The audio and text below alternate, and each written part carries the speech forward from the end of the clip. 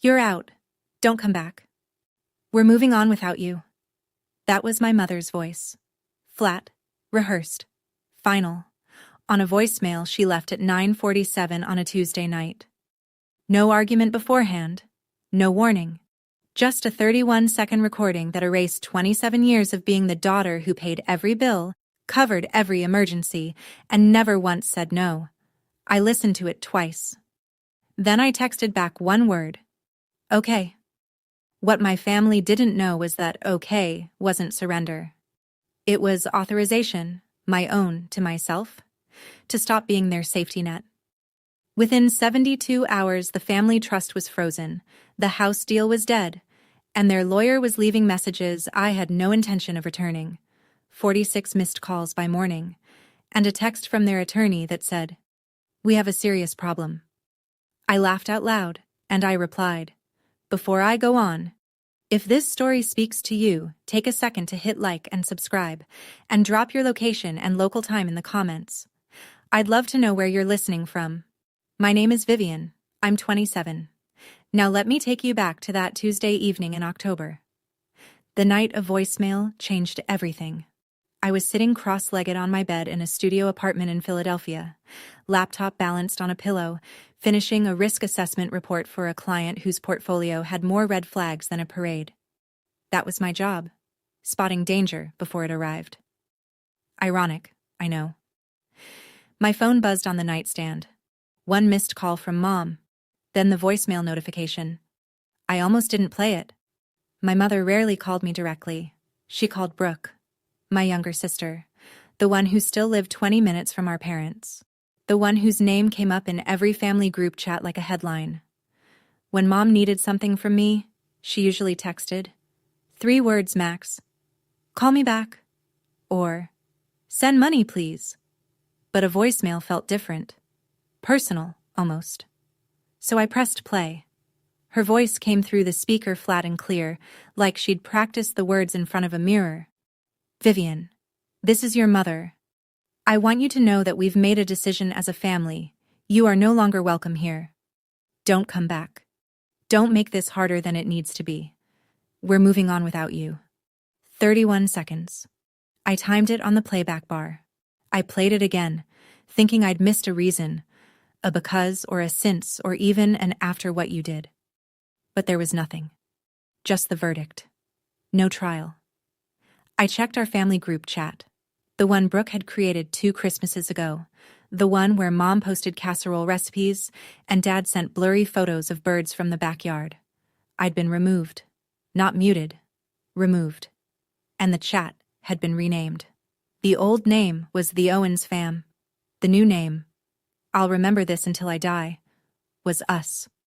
So that's what I was now. The opposite of us. I set the phone face down on the nightstand and stared at the framed photo on my shelf. Our family at Brooke's college graduation. Mom beaming. Dad's hand on Brooke's shoulder. Me on the far right, half cropped by whoever took the picture. I should have seen it then. For 10 minutes I did nothing. Just sat there with my hands in my lap, listening to the upstairs neighbor's TV bleed through the ceiling. Laugh track. Someone up there was watching a sitcom while my whole family voted me off the island. The first instinct was the old one. Call back. Apologize. Even though I didn't know what for. Ask what I'd done wrong. Promise to fix it. That was the pattern I'd been running since I was 14. Absorb the blame, patch the crack, keep the peace. My thumb hovered over Mom's name in my contacts, but something caught, like a gear that finally stripped. Maybe it was the way her voice sounded. Not angry, not hurt, rehearsed. Or maybe it was the timing. I'd spent that entire afternoon recalculating the mortgage payment on the family house, the house I paid for, the house where Brooke slept in the master bedroom, and I got the pull-out couch when I visited. I lowered my thumb, opened the text thread with Mom instead, typed one word. Okay. 5 letters. I added a period. Then I hit send. The screen showed delivered. Then nothing. No typing bubbles, no callback. Just silence, which told me everything. She expected me to chase, beg, explain. When I didn't, she had no script for that. I couldn't sleep. Not because of sadness. That would come later, around 3 a.m., brief and sharp like a muscle cramp. No, I couldn't sleep because my brain did what it always does under pressure. It went to work. I opened my laptop and created a new spreadsheet. Title: Family Financial Obligations, V. Owens. Column A, Item. Column B, Monthly Amount. Column C, Duration. Column D, Total. I started typing, and what came out of those columns, line by line, was the price of being the dependable daughter. It was so much higher than I thought. Mortgage on the family house, $1,850 a month. I'd been paying it for 3 years. That alone was $66,600. Health insurance for mom and dad, $640 a month. 2.5 years, $19,200. Brooke's car loan, the white SUV she posted on Instagram with the caption, "Blessed." $380 a month, 14 months, $5,320. Then the emergencies, Dad's back surgery copay, the roof leak that needed fixing before winter, Brooke's security deposit when she moved out, then moved back, then moved out again. The dental bill Mom forgot to mention until it went to collections. By 2 a.m., I had it all on one screen. I leaned back and looked at the total cell, bolded in the bottom right corner. $143,214. I'd contributed more than my annual salary, over 6 years, to people who had just cut me off with a voicemail. But the number wasn't even the worst part. The worst part was what I found when I pulled up the supporting documents I kept in a cloud folder. The same compulsive record-keeping habit that made me good at my job. I was the co-signer on the mortgage. My name was on the deed as co-owner. I was the sole trustee of my grandmother's trust fund, $86,000 she'd left for the family's education and medical needs, managed by me because Grandma said I was the only one she trusted with money. Every critical financial thread holding my family's life together ran through my name. They told me to leave, but they forgot I was the foundation. I hit print. The little desktop printer hummed to life in the dark apartment, spitting out page after page of receipts, statements, and contracts. I wasn't angry yet. That would come. For now, I was just awake. For the first time in years, fully awake. Morning came gray and cold. October in Philadelphia, the kind of sky that looks like a ceiling. I made coffee on autopilot, opened my laptop, and logged into the joint checking account. This was the household account I'd set up 2 years ago to streamline bill payments, mortgage, utilities, insurance, all pulling from one place. My money went in. Everyone else's expenses went out. The dashboard loaded and I noticed it immediately. The contact email on the account had been changed. My email, vivian.owens.fin@the-provider, had been swapped out. In its place, an email I recognized. Brooks. The change was time-stamped 2 days before the voicemail. 2 days before. I sat with that for a moment. Let it settle. My sister had changed the contact information on my financial account before my mother recorded that message. The voicemail wasn't an emotional outburst, it was a scheduled step. I kept digging. In my inbox, buried under work emails, I found a forwarded notification from the title company handling the house. Subject line: Beneficiary Amendment, Confirmation Pending. The form requested my removal from the property deed, effective upon approval. Submitted by Brooke Owens, listed as Authorized Family Representative. I had never authorized anyone to represent me. I had never agreed to be removed from anything. My coffee went cold on the desk. I didn't touch it. Here's what I understood now. Sitting in that gray morning light with my laptop glowing and my phone still face down from the night before, Brooke didn't want me out of the family. That was just the cover story. She wanted me off the paperwork, off the deed, off the trust, off every document that proved I'd built what they lived in. The voicemail was the distraction. The real theft was happening in the filing system. And there's one thing you need to know about me. I work in risk analysis. I spot fraud patterns for a living. My sister just made the worst bet of her life. To understand what happened next, you need to understand where it started. Not the voicemail. That was the ending. The beginning was quieter. The beginning was a kitchen. I was 14. Brooke was 10. Summer break had just started, and our parents sat us down at the dining table to explain the plan. Brooke would go to art camp. 4 weeks, $300. I would stay home and watch her during the mornings before camp started and after she got back. Cook lunch, do laundry, make sure the house didn't burn down while Mom and Dad worked. I asked if I could go to math camp. There was a program at the community college, free for students with qualifying grades. I qualified. Mom shook her head. Someone has to be here for your sister. But it's free, I said. Vivian, you're the older one.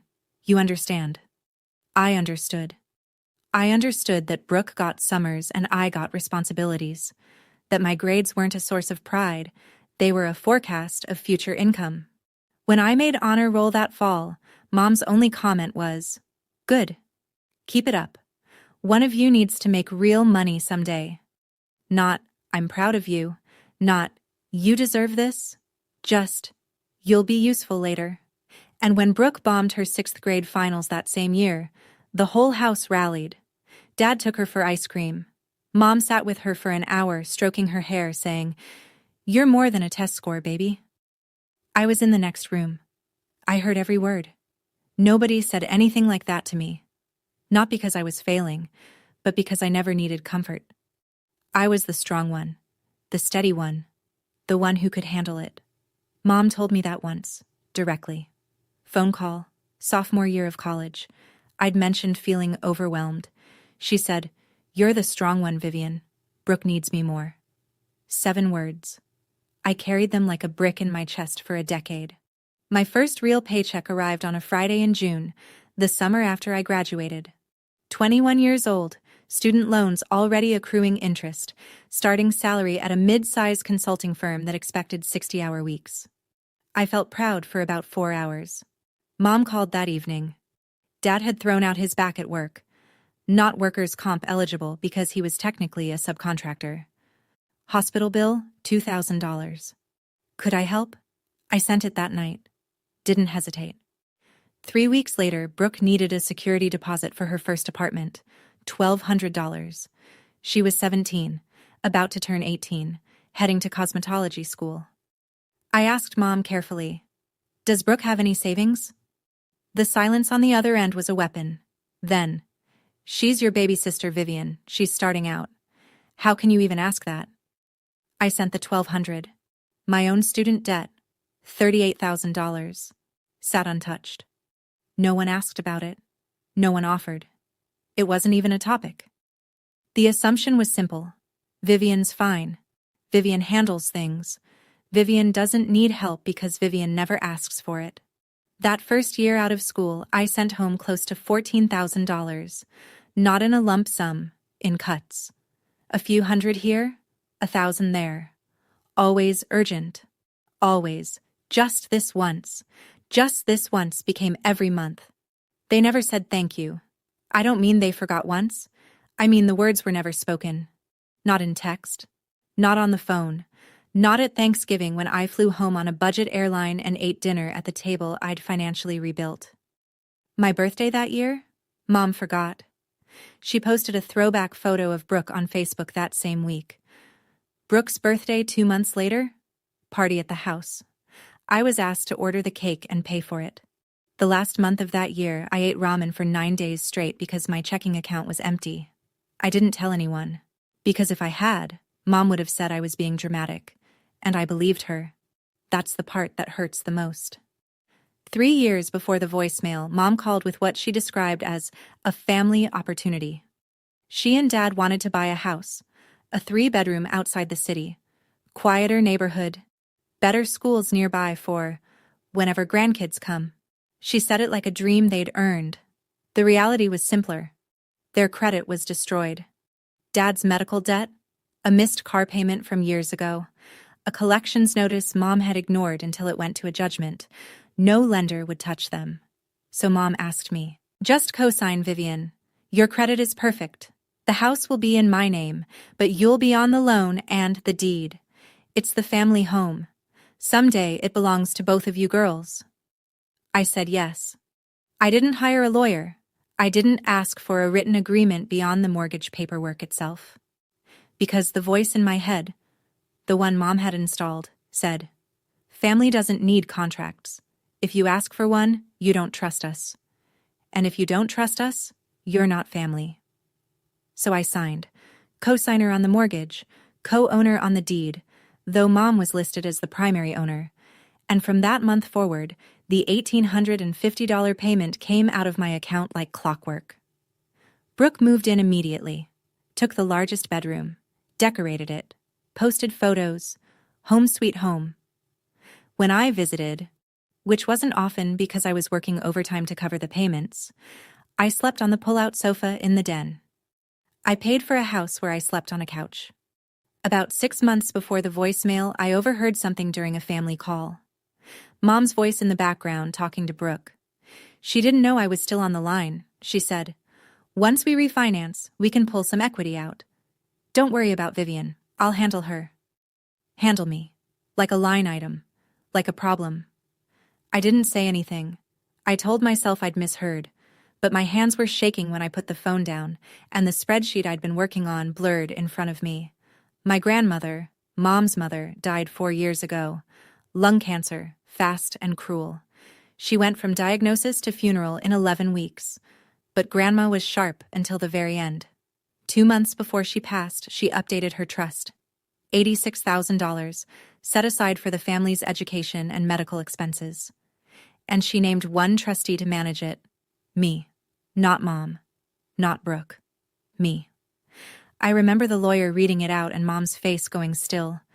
She didn't argue. Not then. Not in front of the attorney. But later, in the car, she said, "Your grandmother didn't understand how things work. That money should be managed by the family, together." "I am the family, Mom." She didn't answer. The trust sat quietly for 3 years. Then Brooke came calling. She wanted $15,000 for a business venture. An online resale shop she'd seen someone run on social media. No business plan. No projections. Just vibes and a link to a wholesaler. I said no. Not to hurt her. Because the trust terms were specific. Education. Medical. Not startup capital for an idea with no structure. Brooke cried. Of course she did. She called Mom. Mom called me. Your grandmother would have wanted to help Brooke. You're being controlling.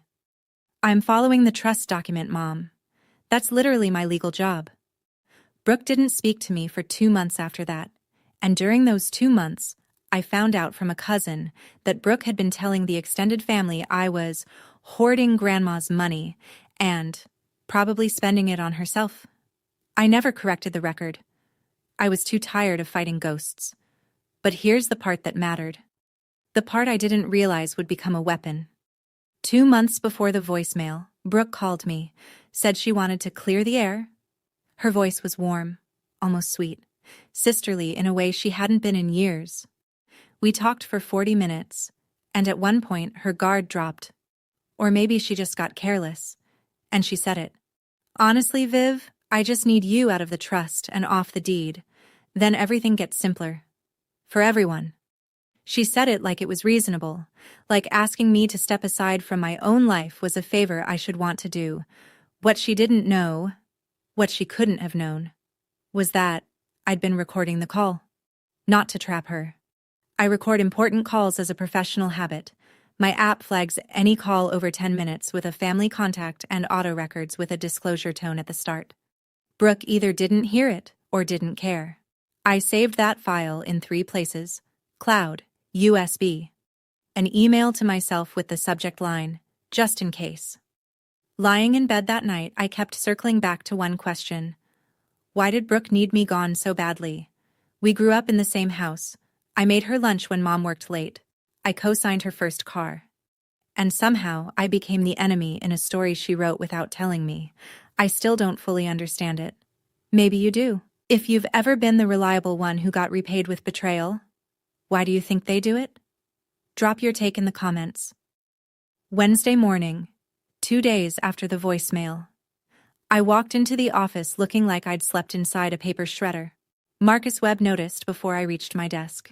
He was senior to me by 7 years, a CPA with a calm voice and the kind of steady presence that made clients feel safe handing over their ugliest numbers. We'd worked on a dozen audits together. He was not the type to pry. But that morning, he pried. I'd gone to the break room for coffee, and when I came back, Marcus was standing near my desk. Not sitting, standing, like something had stopped him mid-step. My laptop screen was still open. The spreadsheet was still up. Family Financial Obligations, V. Owens. The total was bolded at the bottom. He looked at me, then at the screen, then back at me. Viv. His voice was low. I don't want to overstep. But that spreadsheet? Is that money you're owed or money you gave away? I could have lied. Could have said it was a client file, a mock-up, a template. But I was running on 4 hours of sleep and the fumes of a decade's worth of being fine, and something in the way Marcus asked, direct, no judgment, no filler, cracked the seal. I told him, not everything, just the outline, voicemail, removed from the group chat, the house, the trust, the number. Marcus didn't react the way most people do. He didn't gasp or shake his head or say, "That's terrible." He went quiet. And when Marcus goes quiet, it means he's calculating. 10 seconds passed. Then he said something that rearranged the furniture in my head. "Vivian, I've been where you are. Different details, same architecture. My father pulled something similar when I was 29, and the thing I wish someone had told me sooner is this. You don't need to call them back. You need to call a lawyer." He wrote a name on a sticky note and slid it across my desk. Janet Aldridge, real estate and trust attorney, a Philadelphia number. I looked at the sticky note, then at Marcus.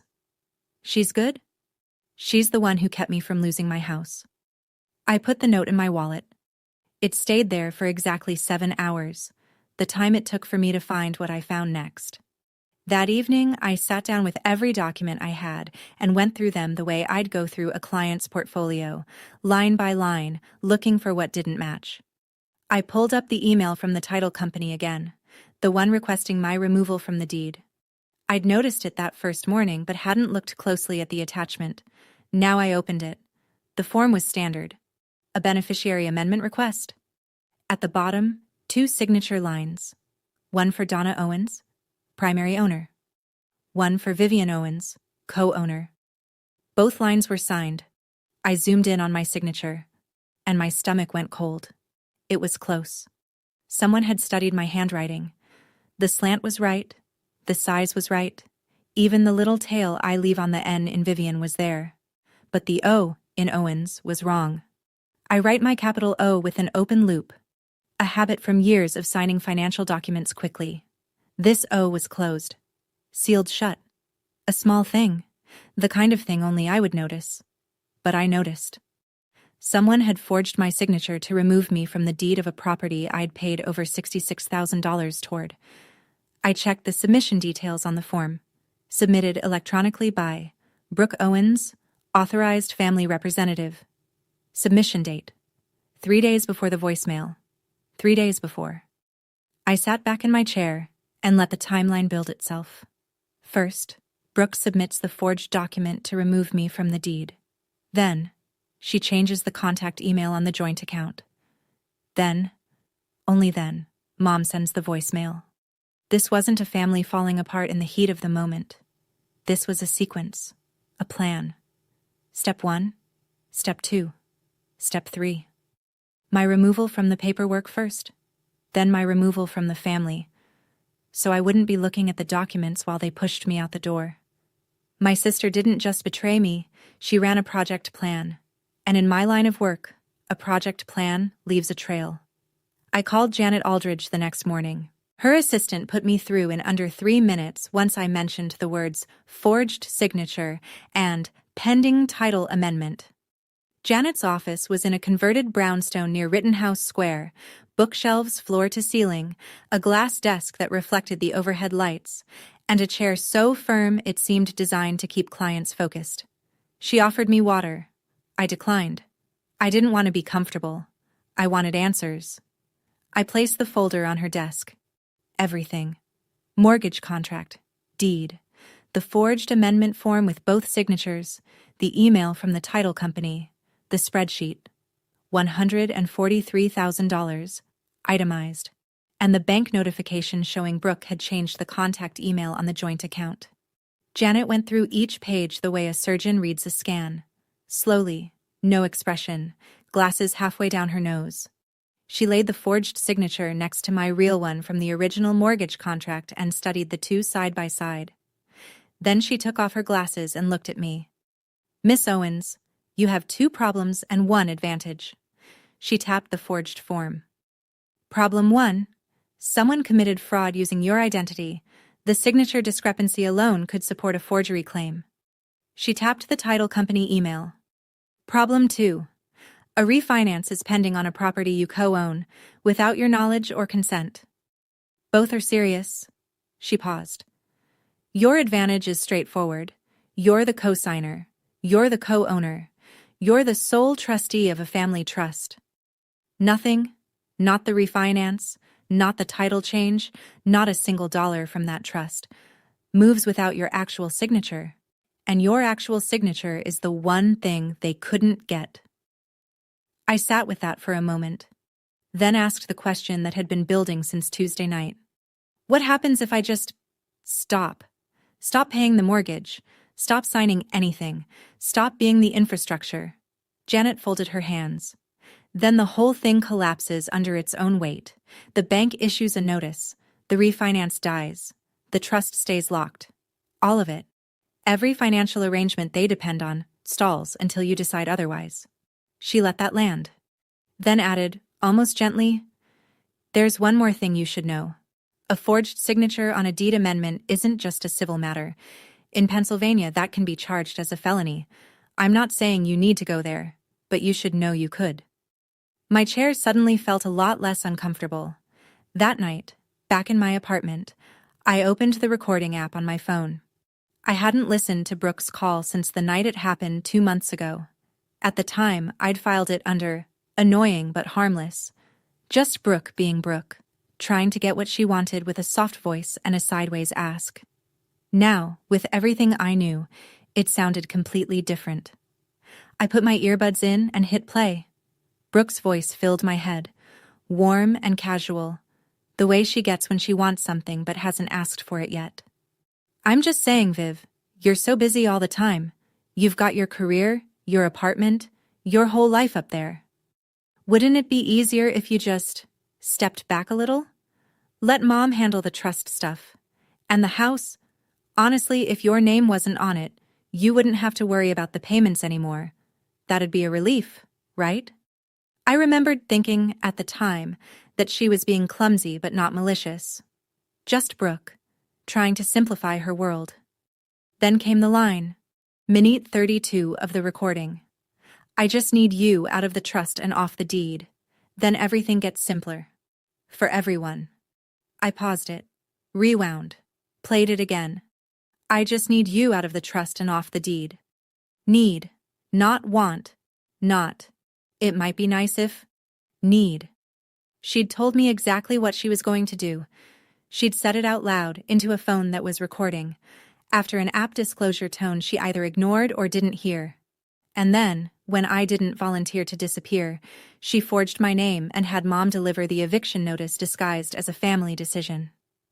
I saved the file again. Cloud, USB, email to myself. 3 copies. Because in my family, the truth has a habit of going missing. I didn't know yet when I'd use it, or how, but I knew this. That recording was the one card Brooke didn't know I held, and I was going to wait for exactly the right table to play it on. Friday afternoon, Janet's office. I sat across from her with a legal pad I'd filled on both sides. She had a matching one. "Let's walk through this," she said, "step by step. What you can do, what's within your rights, and what the consequences will be. For them, and for you. Step 1. Notify the bank that the deed amendment form was submitted with a forged signature. Janet would send a formal letter with supporting evidence. My real signature from the original mortgage versus the fake on the amendment. The bank would be legally required to freeze the refinance transaction pending investigation. Step 2. As sole trustee of Grandma's trust, I had full authority to freeze all distributions. No court order needed. No approval from any family member. One signature from me, one phone call to the trust management institution, and $86,000 goes into lockdown. Step 3. Stop the automatic mortgage payments. I was the co-signer, not the primary borrower. Donna was the primary. If I stopped paying, the obligation reverted entirely to her, and her credit score couldn't support the loan on its own. The bank would issue a formal notice within 30 days. If she couldn't catch up or refinance independently, the foreclosure clock would start. Step 4. Janet sends a cease and desist letter on my behalf, notifying the family that I was withdrawing from all shared financial obligations effective immediately. I listened to each step, nodded at each one, then asked the question my gut wouldn't let go. If they lose the house, Janet didn't blink. Vivian, they told you to leave. You're leaving. You're not taking the house from them. You're removing yourself from a loan they can't service without you. If that causes a collapse, the structure was never sound. I picked up the pen and signed the authorization letter. The pen felt heavier than it should have. Not because I doubted the decision. Because I knew. Once that ink dried, there was no undoing it. No quiet resolution, no late-night phone call that puts everything back in the drawer. This was the sound of a bridge I didn't burn. I just stopped being the bridge. Monday morning, I drove to the bank that managed Grandma's trust during my lunch break. The branch was quiet. A few customers at the teller windows, soft music I couldn't name, the hum of fluorescent lights. I sat down with a trust officer named Dan, a pleasant man with a blue tie and a pen. He clicked nervously when he talked. I presented my trustee documentation, photo ID, the original trust instrument, a letter from Janet confirming my legal standing. Dan reviewed it all, clicking his pen exactly 14 times. Then he looked up. Miss Owens, you are the sole trustee on this account. No other signatories, no co-trustees, no secondary beneficiaries with withdrawal authority. Click. What would you like to do? I'd like to place a full freeze on all distributions from this trust, effective immediately. No withdrawals, no transfers, no disbursements until I authorize them in writing. He blinked. Any particular reason? I have concerns about potential unauthorized access. I'd like to conduct a review of all activity before allowing any further movement. That was language he understood. He typed for 2 minutes, printed a form, slid it across the desk. I signed it. $86,000. Locked. Dan said, "You'll receive a confirmation email within the hour. No one else will be able to access these funds without your written authorization and a notarized release." Thank you, Dan. I walked out into the October sun. The air was sharp. Leaves were turning. I stood on the sidewalk for a moment and felt something I didn't expect. Not triumph, not satisfaction. Lightness. Like setting down a suitcase I hadn't realized I'd been carrying through every doorway for 4 years. This was step 1. The trust was secure. Grandma's money was safe. But the real earthquake was still coming, because when Brooke tried to access that account, and she would try, I was sure of it, she'd hit a wall she couldn't charm, cry, or forge her way through. And that wall would have my name on it. Tuesday, Janet's paralegal sent 3 emails before noon. The first went to the mortgage lender. A formal notice of signature fraud on the deed amendment form, accompanied by a side-by-side comparison of my real signature and the forged one, plus my sworn affidavit confirming I had never authorized the change. Janet's letter requested an immediate hold on all pending transactions related to the property until the bank completed its internal review. The second email went to the same lender, notifying them that I, as co-signer, was terminating my automatic payment authorization effective the next billing cycle. The letter cited my legal right to cease voluntary payments on a loan where the primary borrower, Donna Owens, had initiated unauthorized modifications without my consent. The third email went directly to the Owens family, care of whatever email address Donna had on file, as a formal cease and desist. It stated, in clean legal language, that Vivian Owens was withdrawing from all shared financial obligations, that no further payments would be made on the mortgage, insurance, or any other joint expense, and that all future communications should be directed to Janet Aldridge, attorney at law. 3 emails, 12 attachments between them. 3 clicks of the send button. By 4 p.m. that afternoon, the mortgage lender had responded. The refinance transaction was frozen, pending a fraud investigation. The deed amendment was flagged. No changes to the property title would be processed until further notice. I sat in my car in the parking garage after work. Engine off, hands on the wheel. They were shaking, not from fear, from the strange vertigo of doing something irreversible.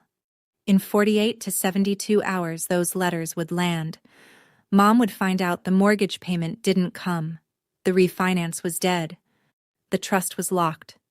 The insurance cancellation notice would arrive within 30 days. Every single safety net I'd built under them, every invisible thread of money and signatures and reliability, was gone. Not cut. Just released. The way you let go of a rope when the person on the other end tells you they don't need you anymore. I turned the key, pulled out of the garage, drove home through Philadelphia traffic with the windows down, cold air filling the car, and waited for my phone to start ringing. It wouldn't take long. It took exactly 51 hours. I was at my desk Thursday morning reviewing a client's exposure report when my phone started buzzing. Not the polite single vibration of a text, the long, insistent pulse of a call. Then another. Then another. I didn't look right away. Finished my paragraph. Saved the file, then flipped the phone over. 19 missed calls from Mom, 8 from Dad, 14 from Brooke, 5 from a number I didn't recognize, 46 total. The texts were stacked like bricks. Mom. Vivian, call me right now. Mom. This is not a game. Mom. Something happened with the bank and you need to fix this. Brooke. Viv, what did you do? Brooke. The refinance is frozen. They said your lawyer sent something. Brooke. Call me, now. Dad. Honey, please call back. Your mother is very upset. Dad. We need to talk about the house situation. And then, the one that made me set my coffee down and read it twice. An email from the unknown number. Professional letterhead. Gregory Pratt, attorney at law, representing Donna Owens. Dear Ms. Owens, I represent your mother, Donna Owens, regarding the residential property at address. It has come to our attention that several financial actions have been taken that directly impact our clients' interests. We would like to arrange an immediate conversation to discuss resolution. Please respond at your earliest convenience. And at the bottom, almost an afterthought, we have a serious problem. I read it one more time, then I leaned back in my chair, and I laughed. Not a bitter laugh, not a villain laugh. Just the startled, involuntary sound of a woman who'd spent 6 years answering every phone call on the first ring, and who had just watched 46 calls go to voicemail. 46. That number keeps playing in my head because I remember thinking, that's roughly 1 for every $3,000 I gave them. Funny how fast we're moving on without you becomes, call us back immediately. I picked up my phone, opened the email from Gregory Pratt, and forwarded it to Janet. Then typed one line in the body of the forward. Let's schedule the meeting. Brooke didn't wait for the meeting. She never was patient. The texts started rolling in Thursday afternoon, one after another, spaced just far enough apart to suggest she was pacing while typing. Viv, I don't know what you told the bank, but you need to undo this. Mom is spiraling. Then, 12 minutes later, this isn't about you and me, okay? This is about the family. You're putting Mom and Dad in a really dangerous spot right now. 20 minutes after that. I never wanted any of this to go this far. You know that. We were just upset. People say things when they're upset. And the closer, the one she must have thought was her ace. You're being really, really selfish right now, Vivian. Like, unbelievably selfish. I sat at my kitchen counter and read each message carefully. Not because I needed to understand them. I understood them perfectly. I read them because I wanted to catalog the pattern one more time before I stopped engaging with it forever. Message 1. Deflect. Make it about what I did, not what she did. Message 2. Invoke the family shield. Weaponize mom and dad to trigger my guilt. Message 3. Minimize. Rewrite the voicemail as a heat-of-the-moment mistake. Erase the forged signature, the changed email, the 3-step plan. Message 4. The label. Selfish. The word she knew I'd been running from since I was 14 years old. 4 messages, 0 apologies. No mention of the voicemail, no mention of the forged signature, no mention of the deed amendment she submitted under my name without my consent. Same Brooke, same playbook. Just louder now that the stakes were real. I typed back 1 message. Have your lawyer contact mine. And I attached Janet's business card as a contact file. 30 seconds of silence, then 3 gray dots appeared. Disappeared. Appeared again. Are you serious right now? I closed the app, set the phone on the counter, screen down. Then, 1 last message from Brooke. I saw it in my notification banner before I silenced the thread. Fine, but don't blame me for what happens next. I almost smiled, because that sentence, "Don't blame me for what happens next," was the most honest thing Brooke had said in years.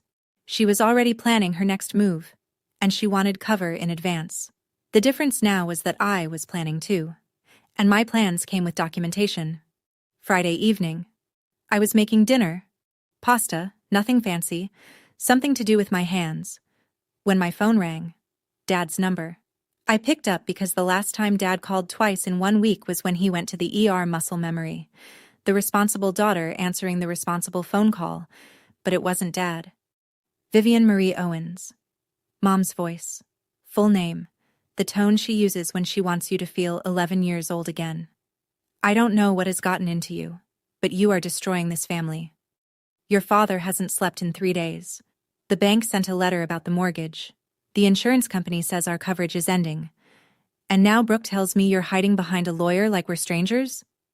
I turned the burner down to low. Mom, you sent me a voicemail telling me not to come back. I'm doing what you asked. That was because I was upset. You know how I get.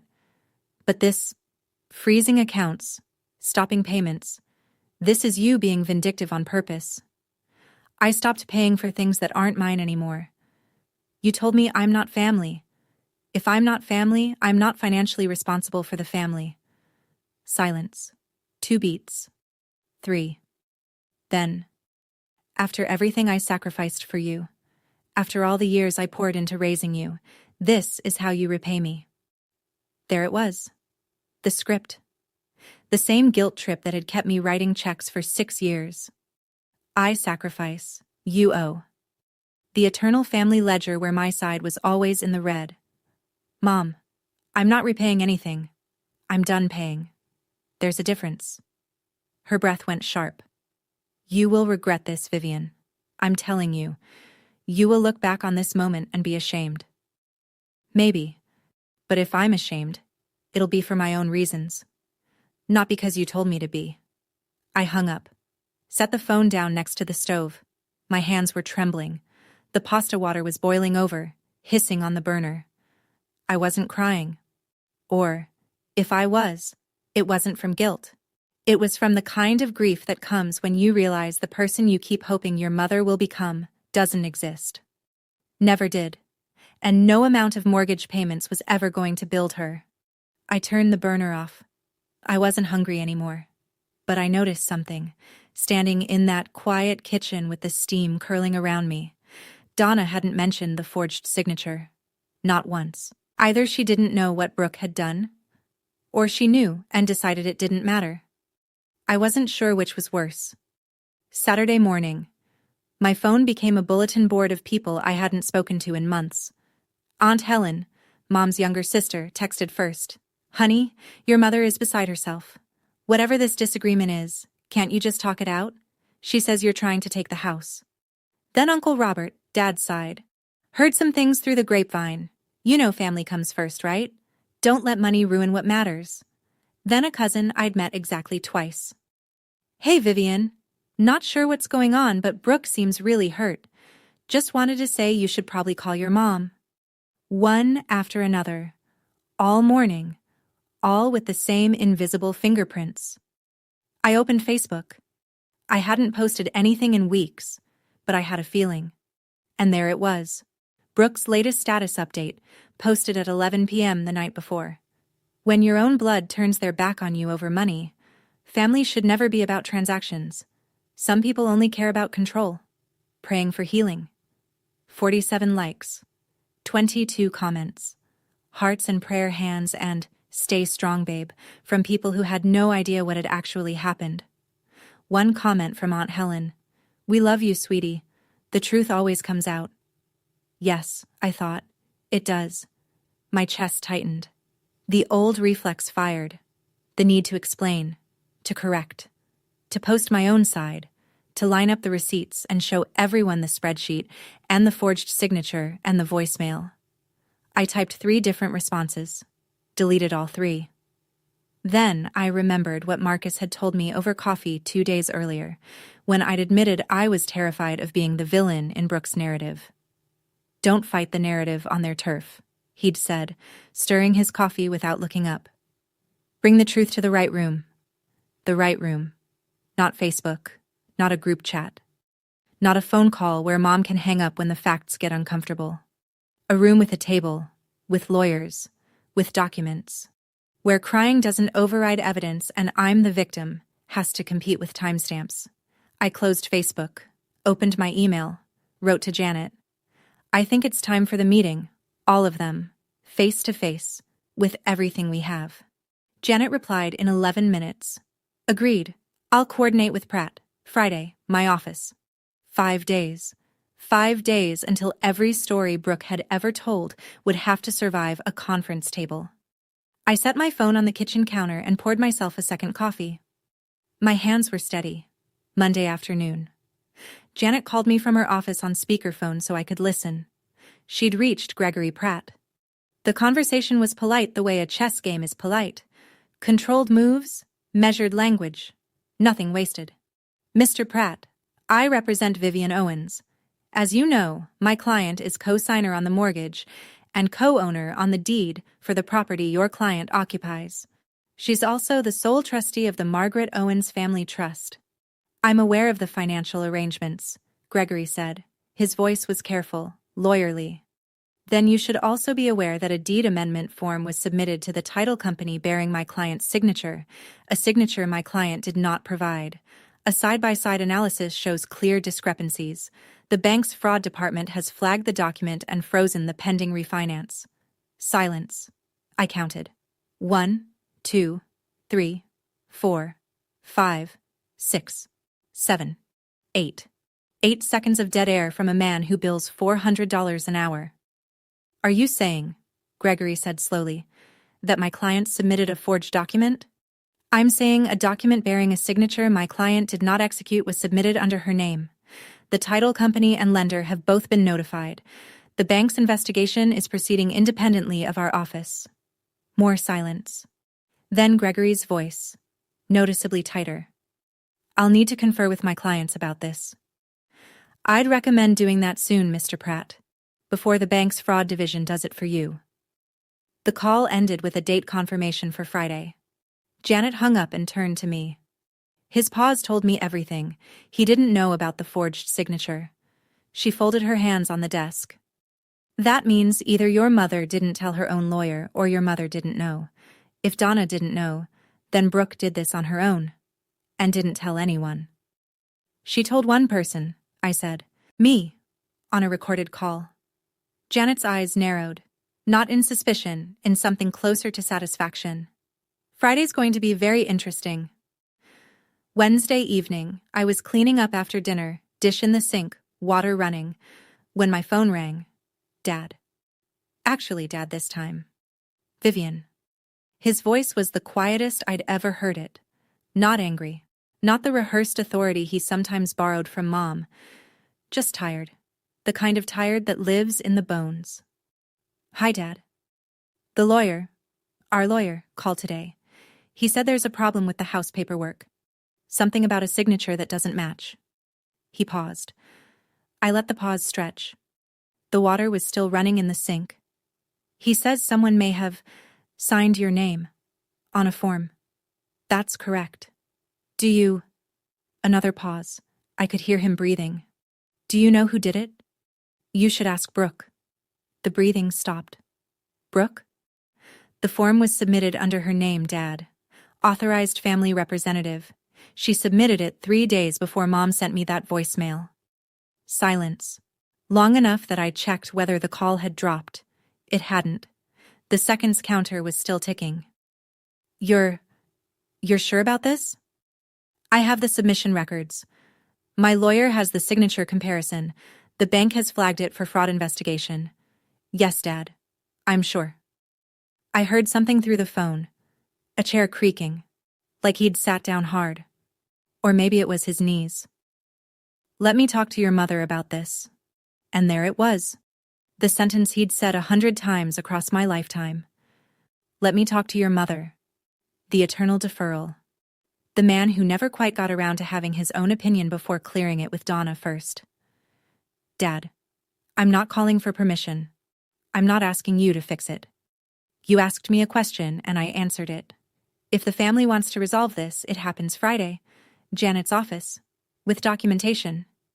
Vivian, I love you, Dad, but I'm done talking through walls. I hung up. The water in the sink had gone cold. I dried my hands and stood in the kitchen for a long time.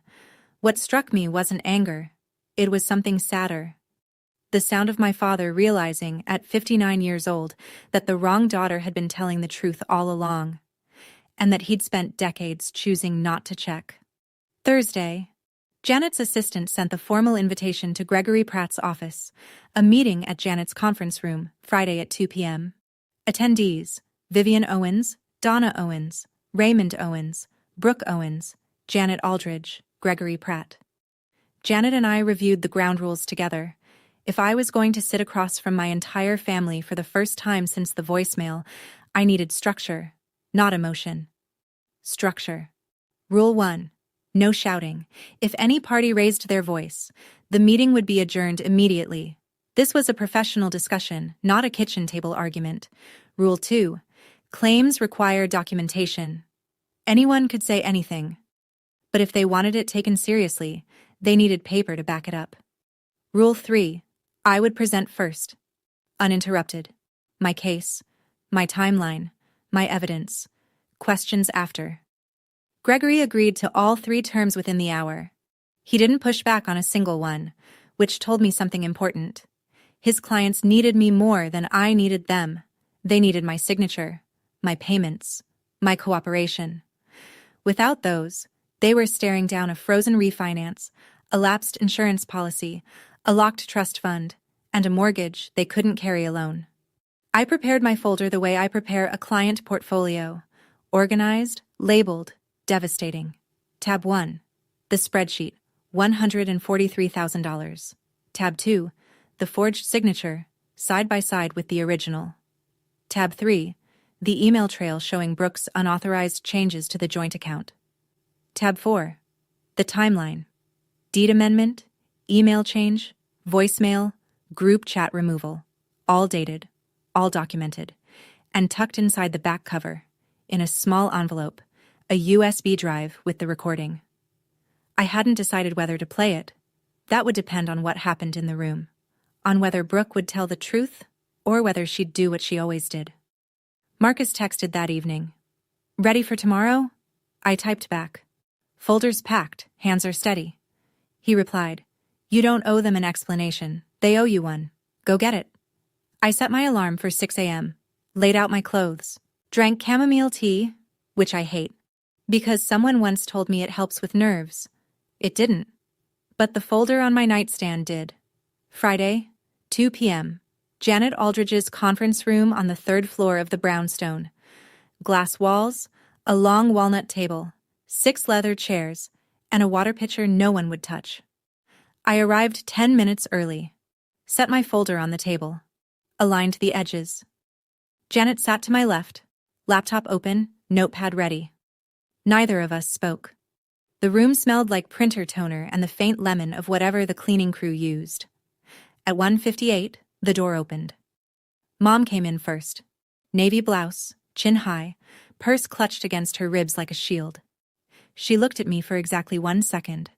Not at my face, but at my folder. Then sat in the far chair without a word. Dad followed. Gray polo, hands in his pockets. He glanced at me, and something crossed his face. Not quite guilt, not quite shame, something in between that didn't have a name. He sat next to Mom and folded his hands on the table. Then Brooke. She walked in last, which was deliberate. She wore a soft pink cardigan over a white shirt. Her eyes were red-rimmed, recently rubbed, maybe actually teary, maybe not. Her lower lip was doing the slight quiver she'd been perfecting since elementary school. She pulled her chair close to Mom's and reached for Mom's hand under the table. The performance was flawless.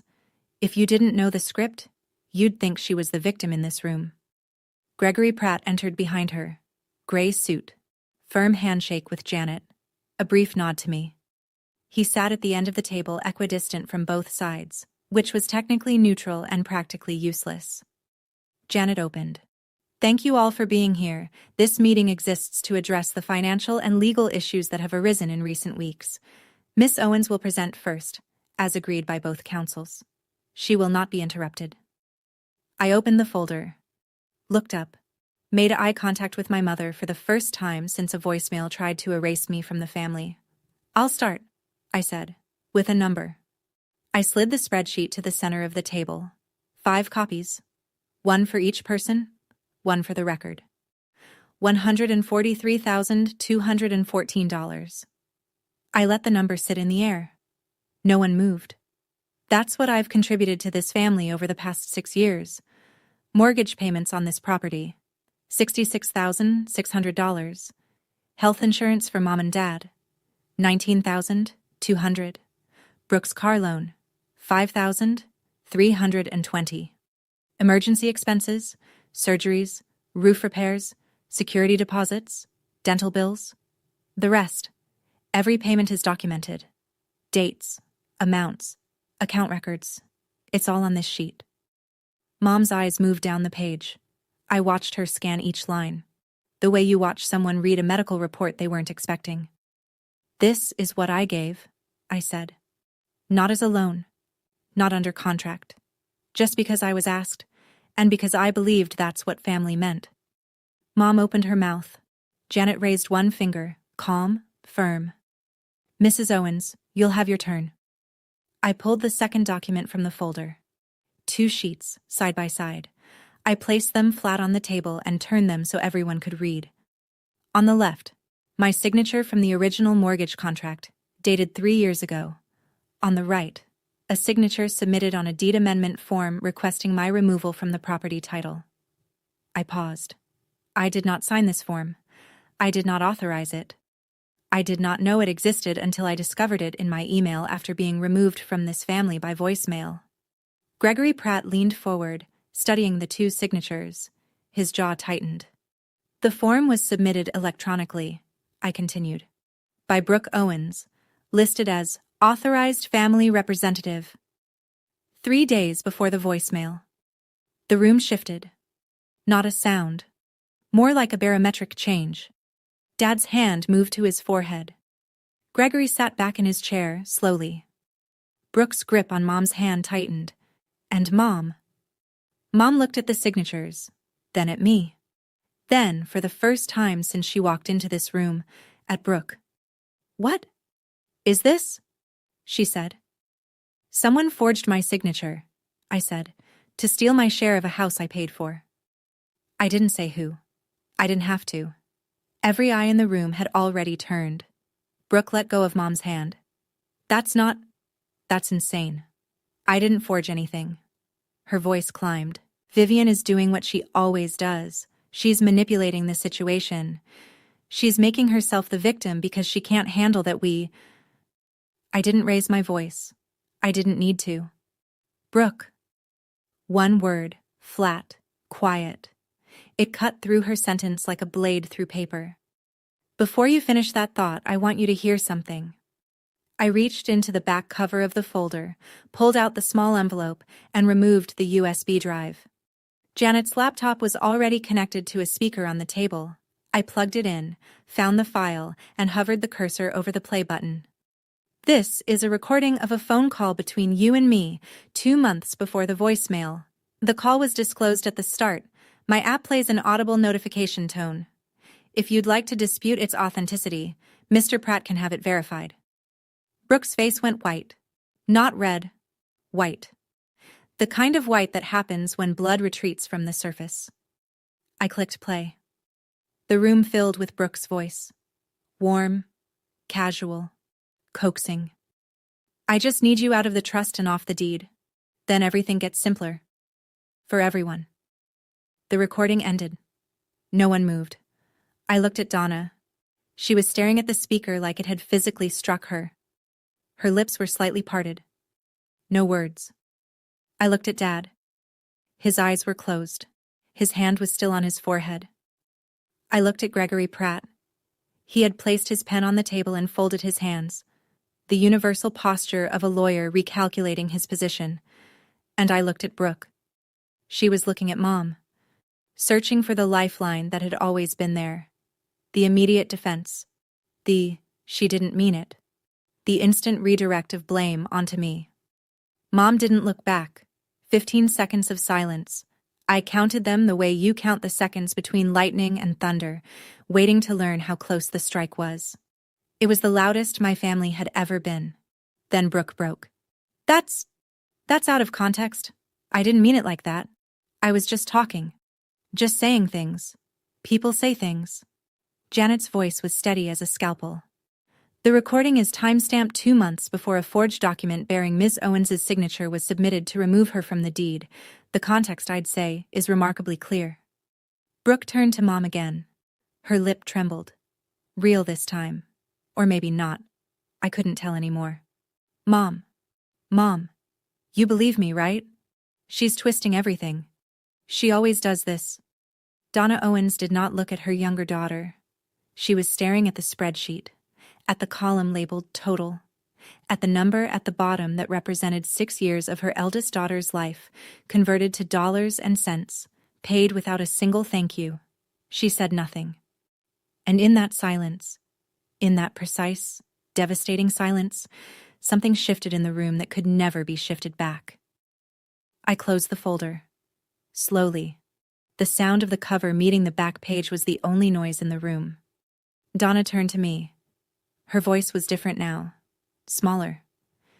Vivian, I didn't know about the signature. I swear to you, I didn't know. I believe you didn't know about the signature, Mom. She exhaled. But you knew when you recorded that voicemail. You knew when you removed me from the group chat. You knew every time Brooke told you a story about me, and you never once called to ask if it was true. You chose a version that was comfortable, and I paid the price for it. In dollars. In years. In every holiday where I sat at the far end of the table and told myself it was fine. Donna's chin dropped. Not a nod. More like something inside her gave way by a fraction. I stood up. Here's what happens now. I kept my voice even. Professional. The way I deliver a risk assessment to a client when the numbers are bad, and there's no soft way to say it. The trust will be transferred to a professional management firm. I'm stepping down as trustee, but the terms Grandma set will be enforced. Education and medical only, no exceptions. I looked at the table. I'm withdrawing as co-signer on the mortgage. You have 60 days to find alternative financing or make a decision about the property. I will not make another payment. I looked at Gregory Pratt. Regarding the forged signature, I won't be filing a criminal complaint. This time. But every document, every recording, every communication has been preserved and is held by my attorney. I looked at Brooke. She was staring at the table, cardigan pulled tight around her. The red-eyed performance finally collapsed into something real. Or at least, something closer to it. Brooke, I don't hate you. But I don't trust you. And I don't have to. I picked up my folder, nodded once to Janet, walked to the door.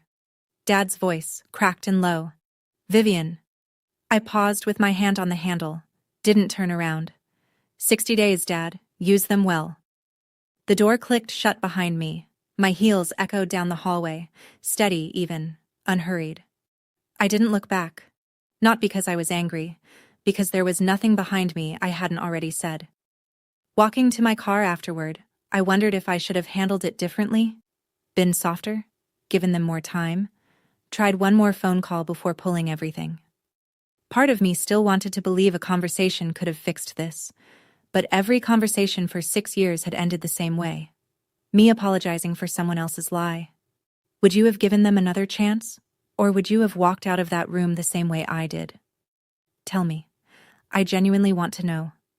72 hours after the meeting, the pieces fell exactly where gravity said they would. The house.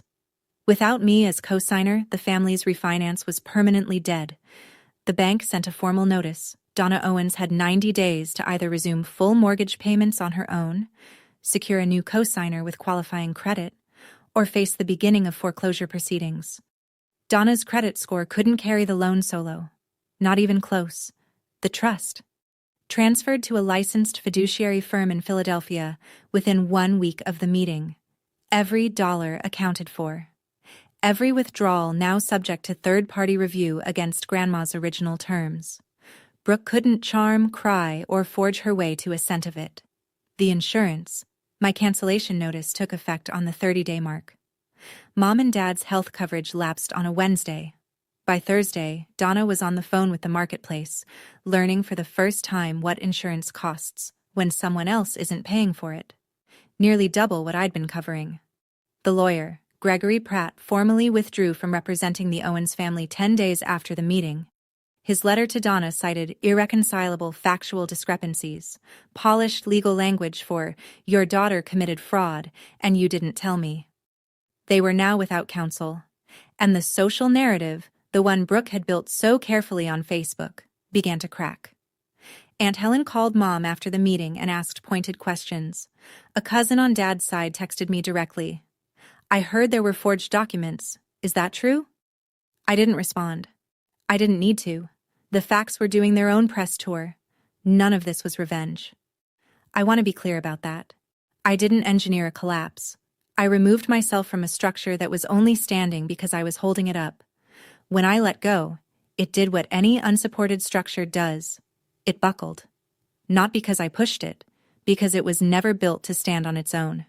3 weeks after the meeting, a Sunday afternoon. I was reading on my couch, an actual book, paper pages, no screen.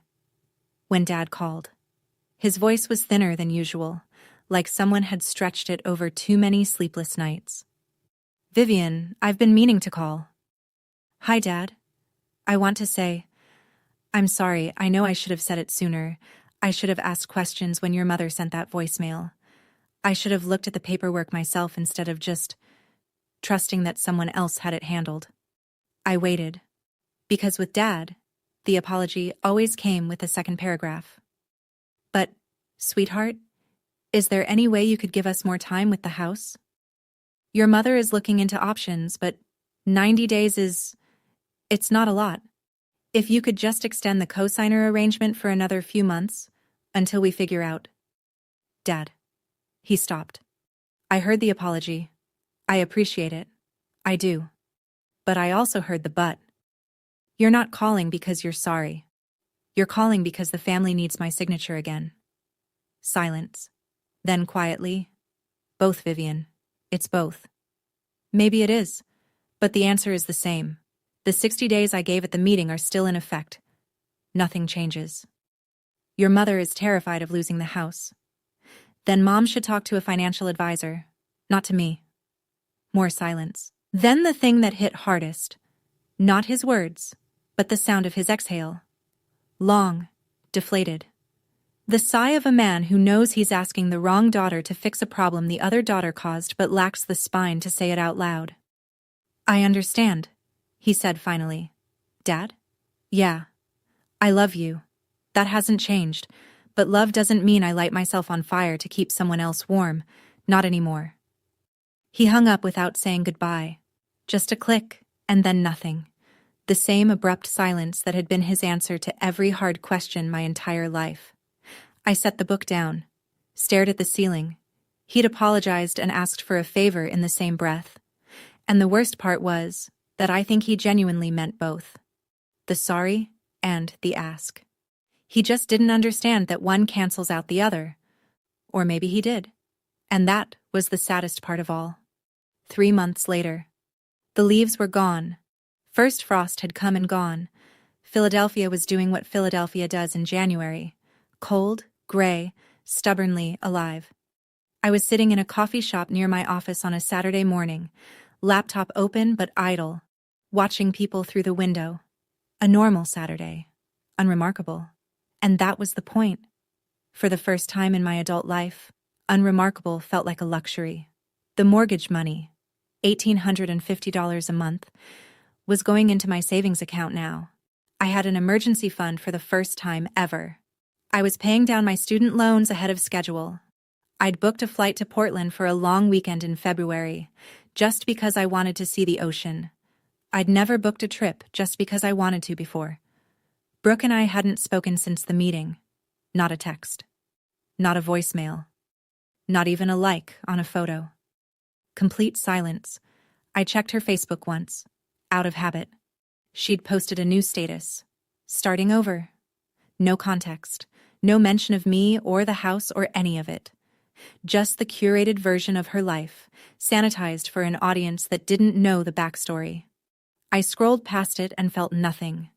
And that nothing, that clean, quiet emptiness where guilt used to live, was the closest thing to freedom I'd ever known. Mom called once, about a month after the meeting. Her voice was different. Not warm exactly, but the sharp edges had been sanded down. She asked how I was. I said fine. She said okay. The call lasted 90 seconds. She didn't guilt-trip me. She didn't ask for money. She didn't mention Brooke. It wasn't healing. It was a ceasefire. And for now, that was enough. Dad texted on my birthday. 3 words. Happy birthday, Vivian. First time in years. No exclamation point. No emoji. Just my name and an acknowledgement that I existed. It was the smallest possible gesture. But it was his. The house sold 6 weeks after the meeting. Donna listed it when it became clear no one would co-sign a new loan. I signed the paperwork to release my name from the deed. The real paperwork, this time, with my actual signature. I didn't take any proceeds from the sale. The deed listed Donna as primary owner and the equity was hers. I'd already calculated the loss. $66,000 in mortgage payments toward a house I never lived in. I wrote it off. Not on my taxes, but in my head. A tuition payment for the most expensive lesson I ever learned. Marcus met me for coffee that afternoon. He slid into the seat across from me, took one look at my face, and said, "How do you feel?" I thought about it. Really thought. "Lighter," I said. Like I put down something I didn't realize I was carrying. He nodded. Didn't say anything else. He didn't need to. For the first time in 6 years, every dollar I earned was mine. Not mine to give away. Not mine to sacrifice. Not mine to use as proof that I deserved a seat at a table I was already paying for. Just mine. Quietly, unremarkably, beautifully mine. I'm not telling you this story so you'll hate my family. I'm telling you because somewhere out there, right now, someone is sitting with their phone in their hand, staring at a transfer confirmation for money they can't afford to send to someone who has never once said thank you. And they're telling themselves the same thing I told myself for 6 years. It's fine. They're family. This is what family does. Brooke isn't a monster. She's a person who learned, very young, that lying gets rewarded and crying unlocks doors. Nobody ever made her stop. Nobody ever showed her a consequence that stuck. Until the consequence wore my name and came with a lawyer. Mom isn't evil. She's a woman who built her identity around control, around being the center of a family that obeyed a script she wrote.